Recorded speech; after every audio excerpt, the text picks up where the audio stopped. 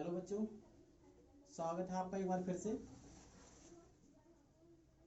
पहली वीडियो में हमने आपको टेंस के बारे में बताया था और संसाधनों की कमी के कारण वो वीडियो थोड़ी सी सही से बन नहीं पाई थी, वॉइस क्लियर नहीं थी। बट अब के पहले से कुछ बेटर मिलेगा आपको और उम्मीद करता हूँ कि ये वीडियो आपको पसंद आएगी। पहली वीडियो में हमने आपको बताया था टेंस के बारे में जिक्र किया था। टेंस जो होते हैं वो इंग्लिश को सीखने के लिए उसकी नींव होते हैं। अगर टेंस आपने पक्के कर लिए तो इंग्लिश भी आपकी पक्की हो जाएगी। टेंस का मतलब होता है समय या काल, और टेंस हमारे होते हैं तीन प्रकार के। पहला टेंस होता है प्रेजेंट टेंस, जिसको हम हिंदी में कहते हैं वर्तमान काल। दूसरा टेंस होता है पास्ट टेंस, जिसको हम हिंदी में बोलते हैं भूतकाल, यानी कि जो बीत गया। और तीसरा टेंस होता है फ्यूचर टेंस, जिसको हम बोलते हैं भविष्य काल, यानी कि जो आने वाला। तो इस तरीके से तीन टेंस होते हैं हमारे, प्रेजेंट, पास्ट और फ्यूचर। इन तीनों टेंसों के चार चार भाग होते हैं, चार प्रेजेंट के होते हैं, चार पास्ट के, चार फ्यूचर के। तो कुल मिला के तीनों टेंसों के 12 भाग होते हैं। सबसे पहले हम प्रेजेंट टेंस के भाग पढ़ेंगे। प्रेजेंट टेंस के चार भाग मैंने यहाँ लिखे हैं। ये प्रेजेंट टेंस का पहला भाग है प्रेजेंट इंडेफिनिट टेंस, दूसरा भाग है प्रेजेंट कंटिन्यूअस टेंस, तीसरा भाग है प्रेजेंट परफेक्ट टेंस और चौथा भाग है present perfect continuous tense. Indefinite का मतलब होता है अनिश्चित, यानी डेफिनेट का उल्टा है ये। डेफिनेट माने निश्चित होता है और इंडेफिनिट माने अनिश्चित। यानी प्रेजेंट डेफिनेट वो टेंस होता है जिसमें कार्य क्या होता है, अनिश्चित होता है। कार्य का करना, जो कार्य किया जाता है उसका करने की अवधि जो होती है वो अनिश्चित होती है। और ये है प्रेजेंट कंटिन्यूअस। कंटिन्यूअस जो बना है वो कंटिन्यूअस से बना है। कंटिन्यूअस माने होता है जारी रखना, यानी जिसमें इसमें क्या है, कार्य का जारी रहना पाया जाता है। एंड तीसरा टेंस जो होता है परफेक्ट। परफेक्ट का मतलब होता है क्या, पूर्ण, यानी इसमें कार्य की पूर्णता दिखाई जाती है। और चौथा आपका भाग है प्रेजेंट का परफेक्ट कंटिन्यूअस। इसमें जैसा कि नाम है परफेक्ट कंटिन्यूअस, पूर्णता के साथ निरंतरता दिखाई जाती है, वो आपका परफेक्ट कंटिन्यूअस होता है। तो इस तरह से ये तीन टेंस होते हैं और तीनों टेंसों के चार चार भाग होते हैं। अब जैसे हमने ये प्रेजेंट के चार भाग लिखे हैं, ऐसे ही हम पास्ट के चार भाग लिख सकते हैं और बिल्कुल वैसे ही हम फ्यूचर के चार भाग लिख सकते हैं। प्रेजेंट की जगह अगर हम पास्ट लिख देंगे तो ये पास्ट के चार भाग बन जाएंगे। प्रेजेंट की जगह अगर हम फ्यूचर लिख देंगे तो ये फ्यूचर के चार भाग बन जाएंगे। तो लिखने में तो बच्चों ये एक जैसे हैं, लेकिन इन 12 के 12 भागों के जो नियम है, रूल्स हैं, पहचान है, वो सब क्या है, वो अलग अलग है। तो उसको हम स्टेप बाय स्टेप यानी कि एक एक टेंस करके पढ़ेंगे। और सबसे पहले हम प्रेजेंट के चार भाग पढ़ेंगे, उसके बाद पास्ट के चार भाग, उसके बाद फ्यूचर के चार भाग पढ़ेंगे। आज की वीडियो में हम सबसे पहला प्रेजेंट का भाग पढ़ेंगे, प्रेजेंट इंडेफिनिट टेंस। तो चलिए शुरू करते हैं।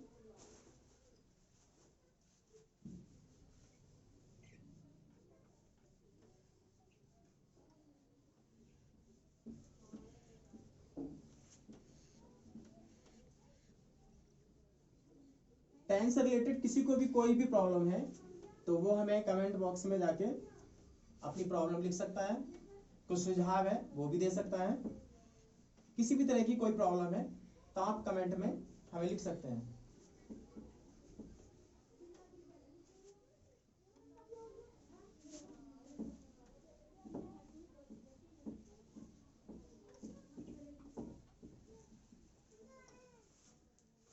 चलिए, तो प्रेजेंट का पहला भाग है present indefinite.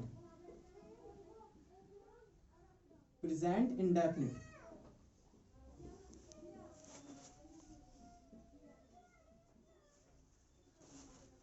Present definite tense. देखिए बच्चों, हर टेंस की अपनी अलग पहचान होती है और नियम होते हैं। तो सबसे पहले हम इसकी पहचान पढ़ेंगे।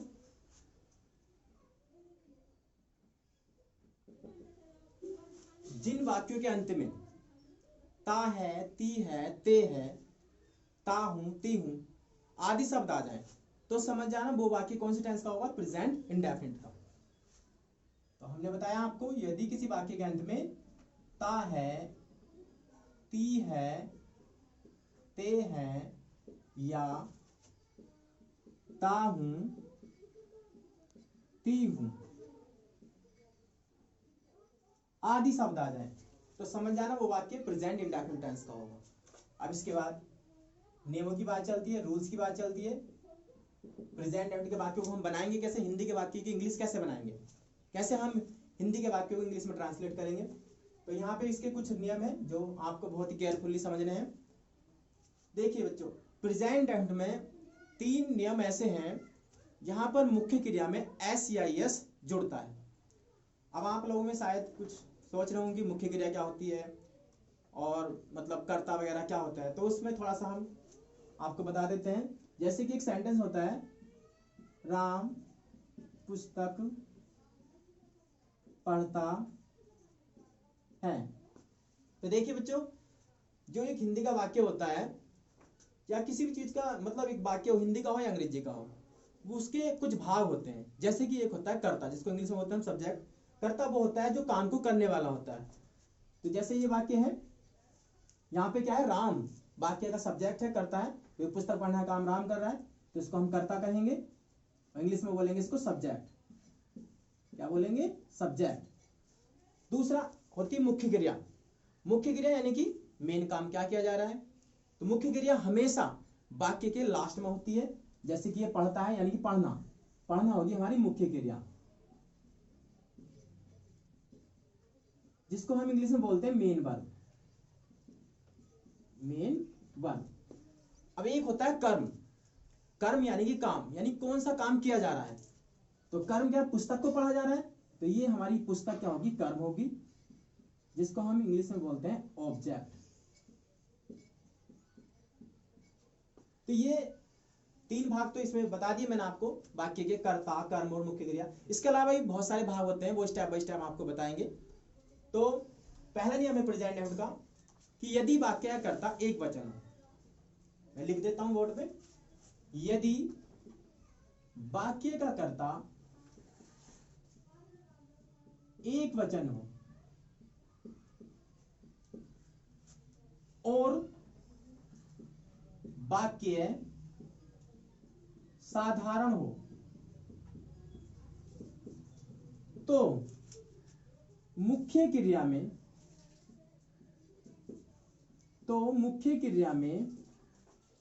एस ऑब्लिक ईएस जोड़ देते हैं। ये मैं बताऊंगा आपको कब मुख्य क्रिया में एस जोड़ते हैं और कब ईएस जोड़ते हैं। अभी सारी चीजें विद एग्जांपल समझाऊंगा, आपको बिल्कुल स्पष्ट रूप से समझ आ जाएंगे टेंस ये। तो पहला नियम ये हो गया बच्चों। दूसरा नियम है आपका, यदि वाक्य का कर्ता एक वचन हो और वाक्य में नेवर, नेवर मींस क्या होता है, कभी नहीं। हिंदी इसकी कभी नहीं होती है, कभी नहीं। यदि वाक्य का कर्ता एक वचन हो और वाक्य में नेवर का प्रयोग करना हो तथा वाक्य प्रश्नवाचक, जिसको इंग्लिश में बोलते हैं इंट्रोगेटिव, तथा वाक्य प्रश्नवाचक ना हो तो भी मुख्य क्रिया में एस या ईएस जोड़ देते हैं। दो नियम हो गए बच्चों, फिर से समझ लीजिए। पहला नियम है, यदि वाक्य का कर्ता एक वचन हो, एक वचन बहुवचन आप जानते हैं सब। यदि वाक्य का कर्ता एक वचन हो और वाक्य हमारा साधारण मतलब उसमें कहीं नोट ना आया, वो निगेटिव ना हो, ना वो इंट्रोगेटिव हो, और वाक्य साधारण हो तो मुख्य क्रिया में एस एस जोड़ देते हैं। ये पहला नियम है, कर्ता एक वचन हो और वाक्य साधारण हो। अगर कर्ता एक वचन होता है और वाक्य साधारण होता है तो आप मुख्य क्रिया में जोड़ देंगे एस या ईएस जोड़ देंगे। वो मैं आपको बताऊंगा कब एस जोड़ेंगे और कब ईएस जोड़ेंगे। दूसरा नियम, यदि वाक्य कर्ता एक वचन हो और वाक्य में नेवर होता कभी नहीं, यानी कभी नहीं के नीचे लगानी हो, और वाक्य में नेवर का प्रयोग करना हो तथा वाक्य प्रश्नवाचक यानी इंट्रोगेटिव ना हो, तो भी आप क्या करेंगे, मुख्य क्रिया में एस या एस जोड़ देंगे। दो नियम हो गए बच्चों। तीसरा नियम और है अभी मुख्य क्रिया में एस एस जोड़ने का। तीसरा नियम है, यदि वाक्य में हु हु मीन्स होता है बच्चों कौन, प्रश्नवाचक शब्द होता है ये भी। यदि वाक्य में हु का प्रयोग करना हो, हु का प्रयोग करना हो तथा वाक्य निगेटिव, तथा वाक्य निगेटिव ना हो, तो भी मुख्य क्रिया में एस या एस जोड़ देते हैं, एस या एस जोड़ देते हैं। तो ये 3 नियम है बच्चों मुख्य क्रिया में एस या एस जोड़ने वाले प्रेजेंट टेंस में।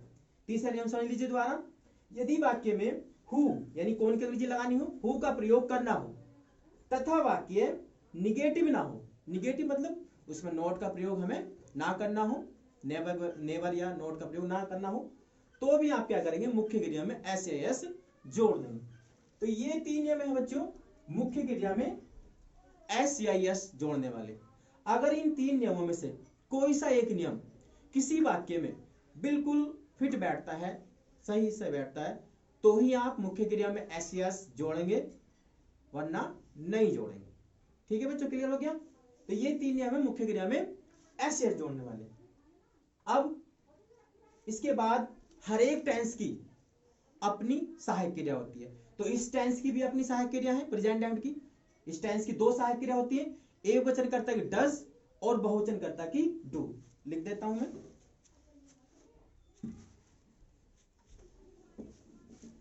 ये चौथा नियम डाल देता हूं मैं। 2 सहायक क्रिया होती है इस टेंस की, एक वचन कर्ता के साथ आप डज लगाएंगे और बहुवचन कर्ता के साथ आप डू का प्रयोग करेंगे।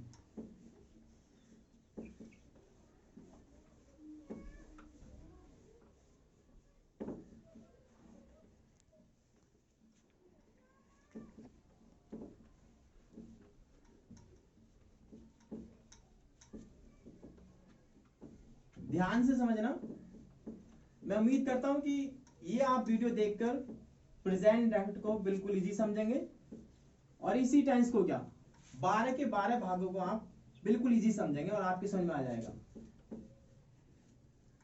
अगर किसी बच्चे को कोई प्रॉब्लम होती है तो मुझे कमेंट बॉक्स में अपना कमेंट लिख सकता है। तो 3 नियम तो हो गए मुख्य क्रिया में एस एस जोड़ने वाले। अब चौथा नियम जो मैं बता रहा हूं आपको, इस टेंस की 2 सहायक क्रिया होती है, सहायक क्रिया जो होती है 2 होती है। सहायक क्रिया एक वचन कर्ता की, एक वचन कर्ता के साथ लगाएंगे आप डज, क्या लगाएंगे डज, और बहुवचन कर्ता के साथ, बहुवचन कर्ता के साथ लगाएंगे आप डू। यानी इस टेंस की 2 सहायक क्रिया होती है, डू और डज। एक वचन कर्ता के साथ डज लगाएंगे और बहुवचन कर्ता के साथ डू। इसके अलावा भी और नियम है जो मैं आपको बता रहा हूं। ये जो मैं 5वां नियम बता रहा हूं, ये आपको कॉमन नियम बता रहा हूं, सारे टेंस में काम करेगा बच्चों, और बिल्कुल बेसिक से बता रहा हूं, बिल्कुल भी घबराने की जरूरत नहीं है।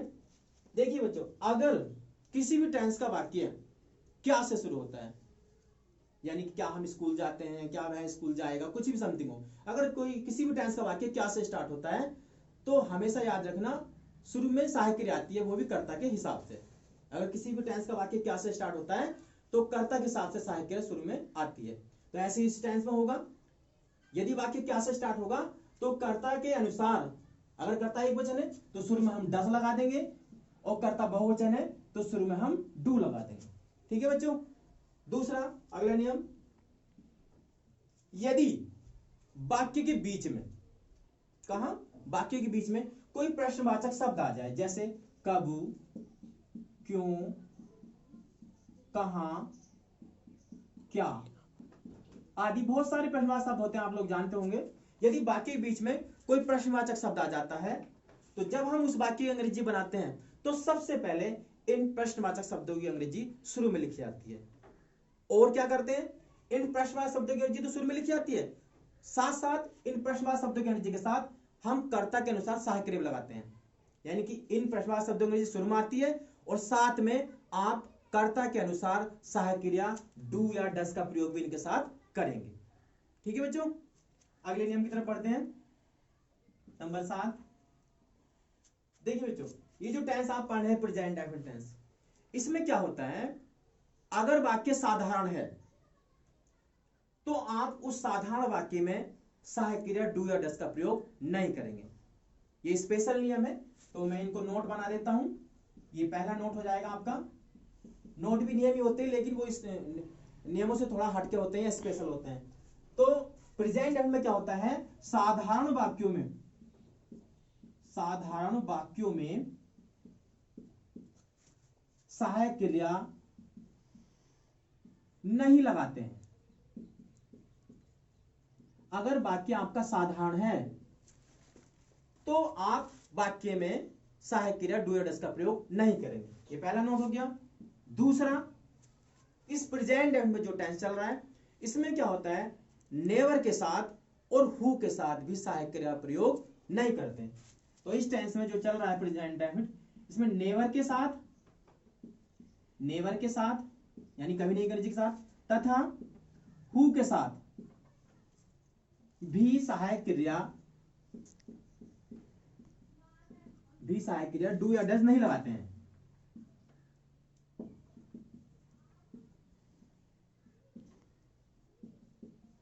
ठीक है बच्चों, तो समझ गया आप। इस प्रेजेंट एंड में ना तो आप साधारण वाक्य में सहायक क्रिया लगाएंगे और ना लगाएंगे आप नेवर के साथ और ना लगाएंगे हु के साथ।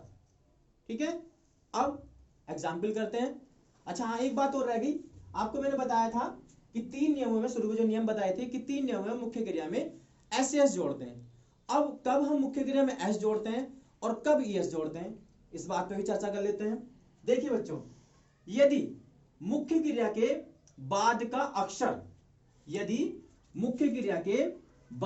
अक्षर S, double S, S H, C H, O या एक्स हो, समझिए ध्यान से, यदि मुख्य क्रिया के बाद का अक्षर S, double S, S H, C H, O या एक्स हो तो आप वहां पर मुख्य क्रिया में ईएस जोड़ेंगे। और ये आपको कब देखना है, जब आपको जो शुरू में हमने 3 नियम बताए थे मुख्य क्रिया में एस लगने वाले, अगर उन 3 नियमों में से कोई सा एक नियम किसी वाक्य में फिट बैठता है, तब आपको देखना है कि भाई मुख्य क्रिया के लास्ट में ये अक्षर तो नहीं है। अगर ये अक्षर हुए तो आप क्या करेंगे, उस मुख्य क्रिया में ईएस जोड़ेंगे, और ये अक्षर नहीं हुए तो खाली एस जोड़ेंगे। ठीक है बच्चों, अब मैं एग्जाम्पल समझाता हूं आपको, सारे नियमों के एग्जाम्पल, और आपको बिल्कुल समझ में आ जाएगा। अभी एग्जाम्पल से सारे एग्जाम्पल समझते हैं।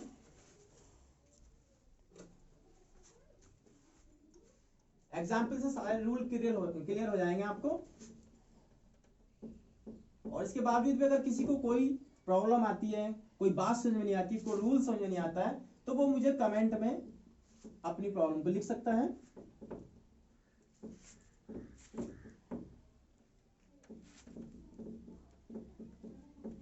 एग्जाम्पल को ध्यान से समझना।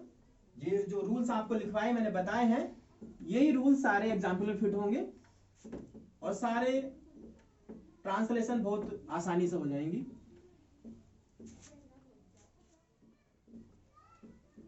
बस आप लोग ध्यान से समझना और वीडियो के एंड तक बने रहना अगर आपको सही से समझना है तो। चलिए एग्जाम्पल शुरू करते हैं। पहला एग्जाम्पल है, जैसे हमने वहां पे लिखा था, राम पुस्तक पढ़ता है। राम पुस्तक पढ़ता है।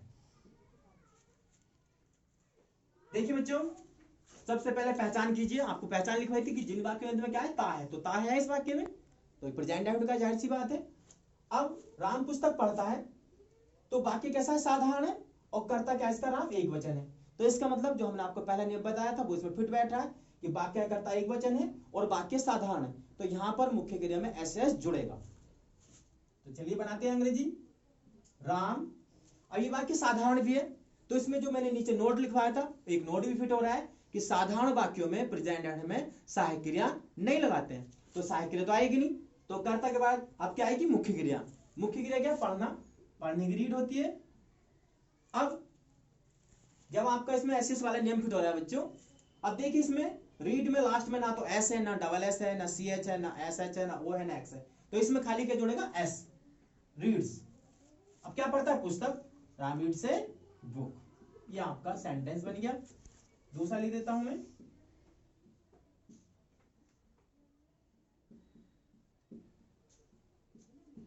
बेपतंग उड़ाते हैं, बेपतंग उड़ाते हैं। अब देखिए बच्चे, ये वाक्य भी साधारण है, लेकिन कर्ता इसका बे है, यानी कि बहुवचन है, तो यहां पर आप मुख्य क्रिया में एस नहीं जोड़ेंगे, क्योंकि बहुवचन कर्ता के साथ मुख्य क्रिया में एस नहीं जुड़ता है। बनाते हैं दे, अब मुख्य क्रिया उड़ाना, उड़ाने की होती फ्लाई। अब चूंकि इसमें आपका कोई एस वाला नियम फिट नहीं हो रहा, तो एस तो जोड़ेंगे नहीं मुख्य क्रिया में, तो दे फ्लाई आ गया बस। अब क्या उड़ाते हैं? पतंग, they fly the kite, fly the kite, बेपतंग उड़ाते हैं।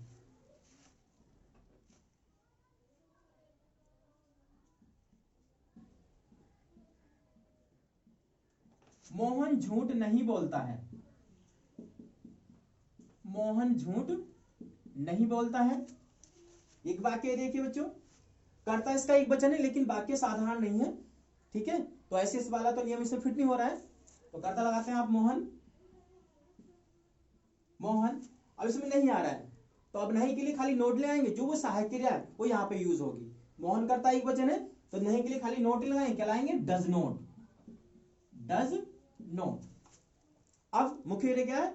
बोलना, लेकिन झूठ के साथ क्या लगाते हैं? टेल, बोलने। बोलने की वजह से दो अंग्रेजी होती है, एक होती है टेल और एक होती है स्पीक, दो स्पेलिंग होती है बोलने की। टेल लगाते हैं झूठ के साथ, और स्पीक लगाते हैं सच के साथ, ठीक है। तो यहाँ झूठ बोला जा रहा है, तो हम क्या लगाएंगे? टेल। तो Mohan does not tell a lie, lie के साथ ए निश्चित आता है बच्चों, टेल ए लाई बोलते हैं, खाली टेल लाई नहीं बोलते, ठीक है। तो Mohan does not tell a lie. अगला एग्जाम्पल पढ़ते हैं,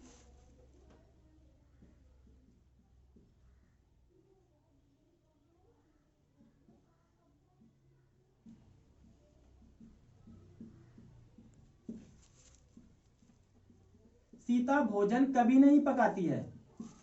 देखिए बच्चों, सीता भोजन कभी नहीं पकाती है। अब देखिए बच्चों, यहाँ पे इस वाक्य कर्ता एक वचन है और वाक्य में कभी नहीं आ रहा है, यानी कि इस वाक्य में हम नेवर का प्रयोग करेंगे। कभी नहीं जी नेवर होती है ना, तो और वाक्य प्रश्नवाचक नहीं है, तो इसमें जो आपका दूसरा नियम था, जो हमने आपको दूसरा नियम बताया था शुरू में, वो बिल्कुल फिट बैठा है कि यदि वाक्य कर्ता एक वचन हो और वाक्य में नेवर का प्रयोग करना हो तथा वो वाक्य प्रश्नवाचक ना हो, तो देखिए ये प्रश्नवाचक भी नहीं है, तो इसमें वो जो दूसरा नियम है बिल्कुल आपका फिट बैठ है। तो यहां पर क्या होगा?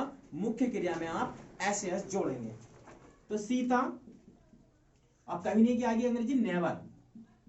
इसमें नोट भी फिट बैठा है बच्चों एक, क्योंकि मैंने आपको नोट लिखवाया था कि इस टेंस में नेवर के साथ सहायक क्रिया नहीं लगाते हैं और ना हु के साथ लगाते हैं। तो सीता नेवर, अब पकाने की होती कुक, भोजन के साथ बनाने की या पकाने के लिए कुक लगाते हैं।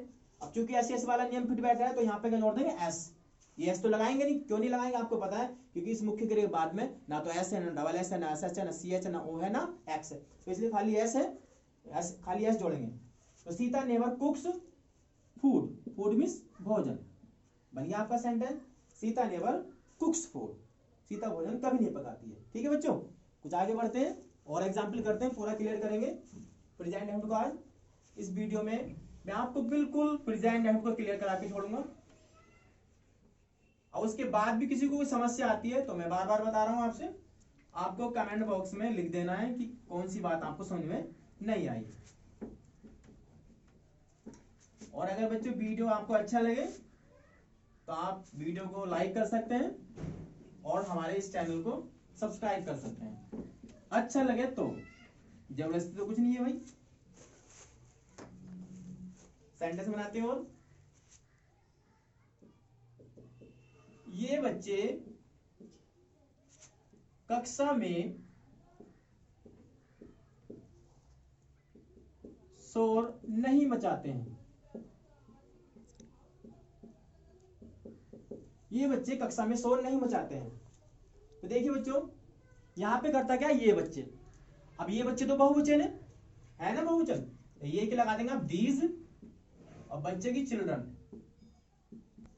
बेबीज वाले भी बच्चे होते हैं, दीज चिल्ड्रन। अब इसमें नहीं है, नहीं की लगानी हमें, तो करता आपका क्या है? बहुवचन है, सब्जेक्ट बहुवचन है, तो नहीं के लिए क्या लगाएंगे? Do not. क्या लगाएंगे? Do not.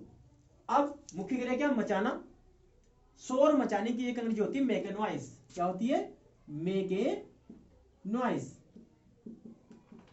एसएस तो जुड़ेगा नहीं इसमें, क्योंकि कर्ता बहुवचन, बहुवचन कर्ता के साथ मुख्य क्रिया में एसएस नहीं जुड़ता है, तो एसएस जुड़ेगा नहीं। कहां बचाते हैं? कक्षा में, in the class, in the class. ठीक है बच्चों, और एग्जाम्पल करते हैं। क्या वह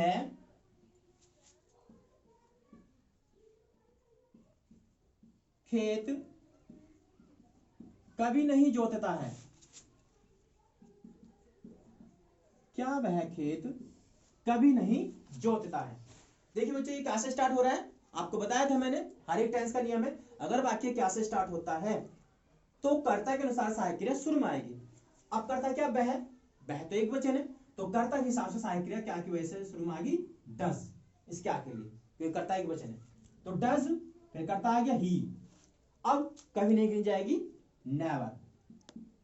एसएस तो यहां पे जुड़ेगा नहीं मुख्य क्रिया में, क्योंकि एसएस वाला कोई नियम फिट नहीं हो रहा है। Does he, never. अब जोतने की होती प्लॉज। अब क्या जोतता है? खेत। तब फील्ड, फील्ड मींस मैदान या खेत होता है। ठीक है बच्चों, चलिए और कुछ करते हैं एग्जाम्पल।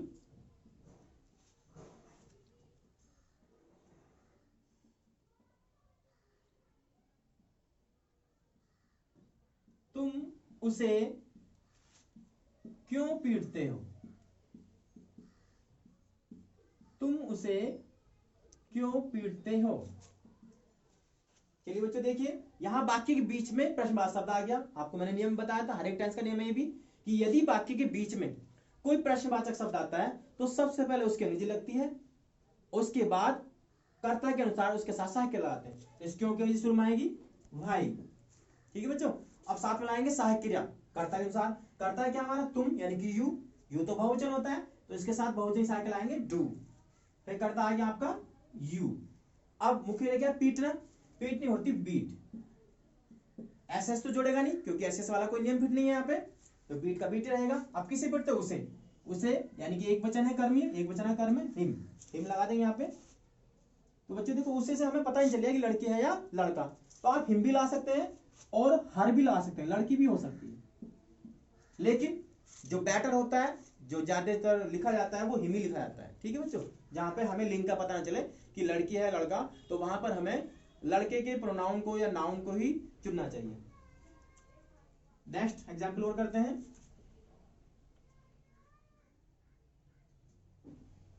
तुम्हें अंग्रेजी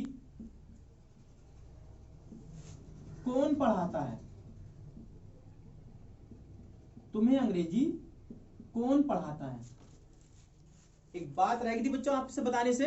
देखिए बच्चों, जिन वाक्यों में कौन का प्रयोग होता है उन वाक्यों में कर्ता नहीं होता है, कर्ता छिपा होता है, और वो भी एक वचन कर्ता। जिन वाक्यों में कौन का प्रयोग होता है यानी हु का प्रयोग होता है, उन वाक्यों में कर्ता छिपा होता है, और वो भी एक वचन कर्ता। ठीक है बच्चों, तो देखिए ये है तुम्हें अंग्रेजी कौन पढ़ाता है। यहाँ पे आपका जो तीसरा नियम था मुख्य क्रिया में एसएस जोड़ने वाला, वो फिट हो रहा है। कैसे फिट हो रहा है? आपको लिखवाया था मैंने, यदि वाक्य में हु का प्रयोग करना तो हु का प्रयोग करेंगे, क्योंकि वाक्य में कौन आ रहा है, और वो वाक्य निगेटिव ना हो, यानी कि उसमें नहीं ना आया हो। तो देखिए ये वाक्य निगेटिव भी नहीं है, तो इसका मतलब एसएस जोड़ने वाला तीसरा नियम इसमें फिट हो रहा है। ठीक है बच्चों, तो पहले कौन कहीं लाएंगे? हु। अब इसमें एक नोट भी फिट हो रहा है, आपको बताया था कि इस टेंस में हु के साथ सहायक क्रिया नहीं लगाते हैं, तो यहाँ आप हु के साथ सहायक क्रिया नहीं लगाएंगे। और एक बात जो मैंने आपको यही बताई है कि जिस वाक्य में हु का प्रयोग करते हैं उसमें कर्ता नहीं होता, तो इसका मतलब अब हु के बाद डायरेक्ट क्या आएगी? मुख्य क्रिया। ये दोनों कर्म है हमारे, तुम्हें भी और अंग्रेजी भी। अब मुख्य क्रिया आएगी, मुख्य क्रिया क्या? पढ़ाना। पढ़ाने की होती है टीच। क्या होती है? टीच। अब जब इसमें आपका एसएस जोड़ने वाला नियम फिट हो रहा है, तो देखिए एसएस जोड़ेंगे मुख्य क्रिया में, और मुख्य क्रिया के बाद के अक्षर क्या है? सीएच। इसका मतलब इसमें खाली एस नहीं जोड़ेगा, इसमें जोड़ेगा ईएस, क्योंकि बाद में मुख्य क्रिया सीएच है। तो हु टीचेस, अब तुम्हें की लगा देंगे यू, और फिर अंग्रेजी की इंग्लिश। सब्जेक्ट का पहला अक्षर बड़ा बनाते हैं, ध्यान रखना, किसी भी चीज का नाम हो, चाहे सब्जेक्ट का हो किसी भी चीज का, उसका पहला अक्षर बड़ा बनता है। अब देखिए बच्चों, हमने तुम्हें की पहले लगा दी और अंग्रेजी के बाद में। आप चाहें तो इंग्लिश पहले भी लिख सकते हैं, आप चाहें तो अंग्रेजी इंग्लिश पहले भी लिख सकते हैं और यू को बाद में। लेकिन अगर आप यू को बाद में लिखेंगे तो यू को बाद में आपको टू से जोड़ना पड़ेगा। अब ये टू से क्यों जोड़ा हमने, ये भी समझ लीजिए, ध्यान से समझ लीजिए। अगर दो कर्म हमें एक साथ लिखने हो और एक कर्म उसमें सजीव हो और एक निर्जीव हो, तो सजीव कर्म को अगर निर्जीव कर्म के बाद लिखते हैं, सजीव कर्म को अगर निर्जीव कर्म के बाद लिखते हैं तो उसे क्या जोड़ते हैं, टू से। ठीक है बच्चों, तो इसलिए हमने ये दोनों तरीके से लिख दिया। अगर आप इंग्लिश पहले लिखेंगे तो यू को बाद में आपको टू से जोड़ना पड़ेगा। तो ये आपका प्रेजेंट टाइम था बच्चों। आशा करता हूं कि आपको वीडियो पसंद आई होगी और टेंस समझ में आ गया हो। इसके बावजूद भी अगर आपको समझ में नहीं आया हो तो आप मुझे कमेंट में जाके कमेंट लिख सकते हैं, कमेंट बॉक्स में जाके, और जो भी आपकी प्रॉब्लम है वो आप मुझे बता सकते हैं और मैं उसको सॉल्यूशन नेक्स्ट वीडियो में आपको दे दूंगा। ओके बच्चों, ठीक है, फिर मिलते हैं नेक्स्ट वीडियो में। Okay, bye bye, Tata.